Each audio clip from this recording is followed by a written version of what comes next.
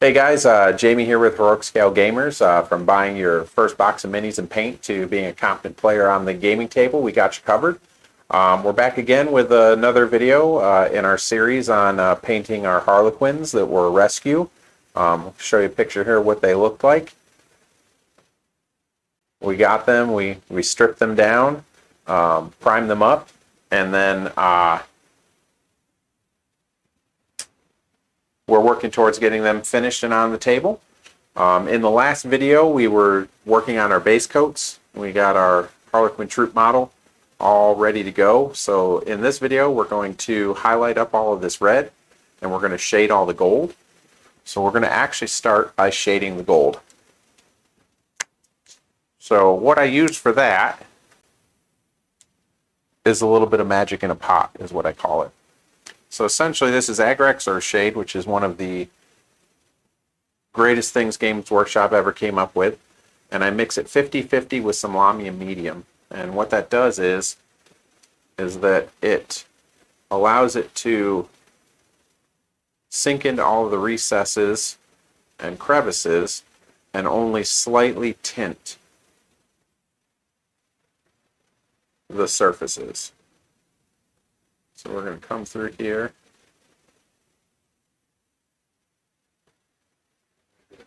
And the nice thing here is where I've gone on a little heavy, I can then go back in with a dry brush and pull that back off.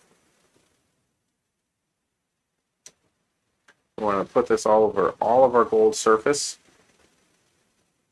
including the belt area.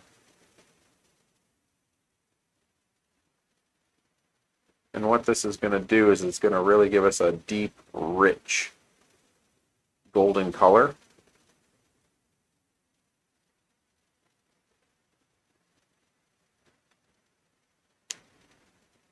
Put that in there. There we go. Perfect. And we also want to get this bangle down here at her foot. I just want to put a little bit on it, and that's going to help separate that out just a smidge.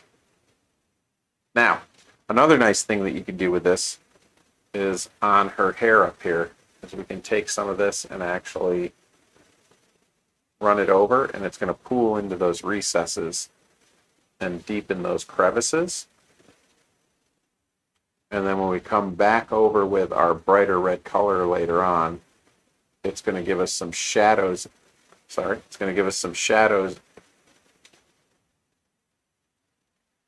and it's really going to make the brighter red pop.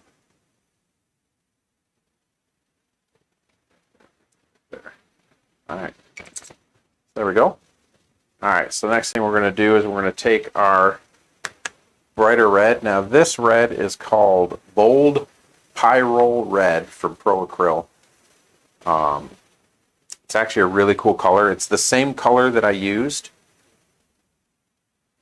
on the boat, if you've noticed. What we've done is we've actually matched our squads to our Star Weavers. I'm going to actually switch brushes here real quick. So I was using a character brush, and I'm actually going to move over to a detail brush. It's a little bit smaller, gives me a little bit more brush control, a little bit finer point.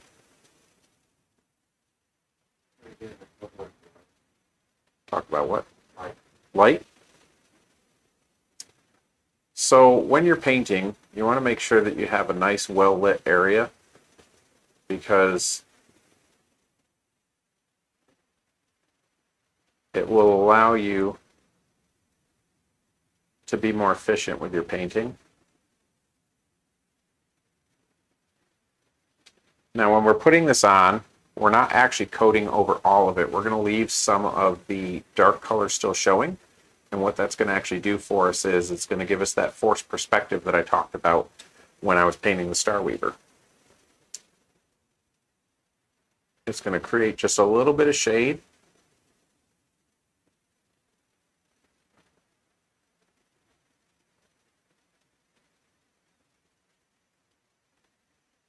And it's just going to accentuate that third dimension that the miniature has.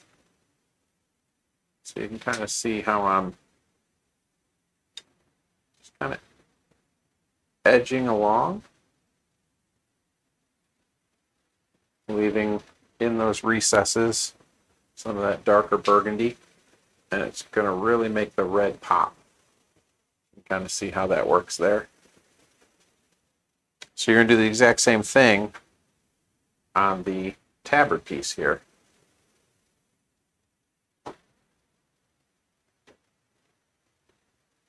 So we're going to leave some of that dark still showing on some of those folds. And what it does is, once again, we're just kind of creating that forced perspective.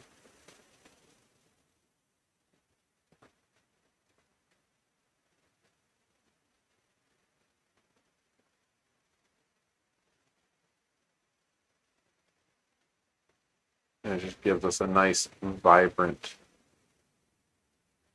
The darkness actually creates a vibrancy for the brighter color and just makes it stand out even more.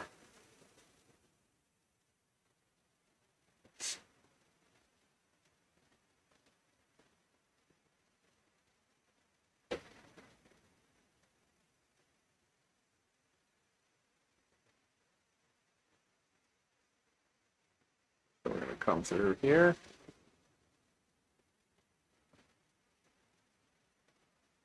And once again, you can see I'm actually manipulating the model instead of the brush. That is what actually gives me the most control.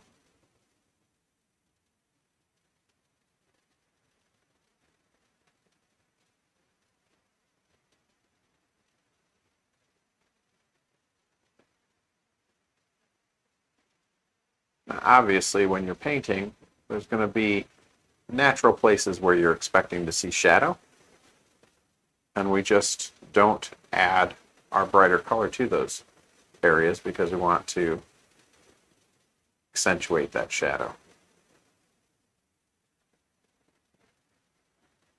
So in doing so, it actually gives you a really cool effect. Now, when we get up to the top here, and we're doing this nice top knot, we don't actually want to paint all of it. We want to leave some of that dark still showing, correct? So in doing so, we just want to be very, very careful when we're drawing our brush across the area that we're applying the paint to, because we want to make sure that we leave some of those recesses still showing that deeper color.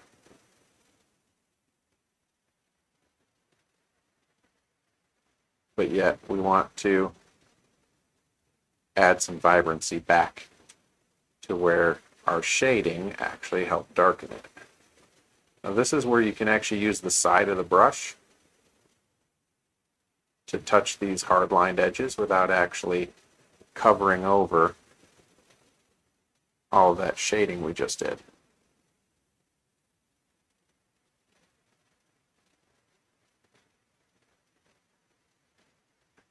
So you can kind of see how that works. But when you're doing that, you have to be very, very careful with the amount of paint that you actually have on your brush. If there's too much paint on the brush, when you go to do that, it'll actually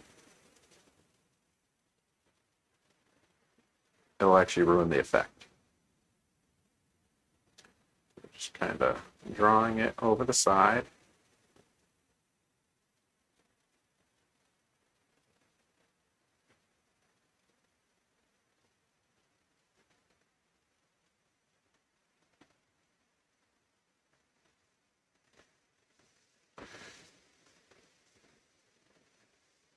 And then if there's areas that you want to add extra highlight to, you can just literally go in with the brush and do that.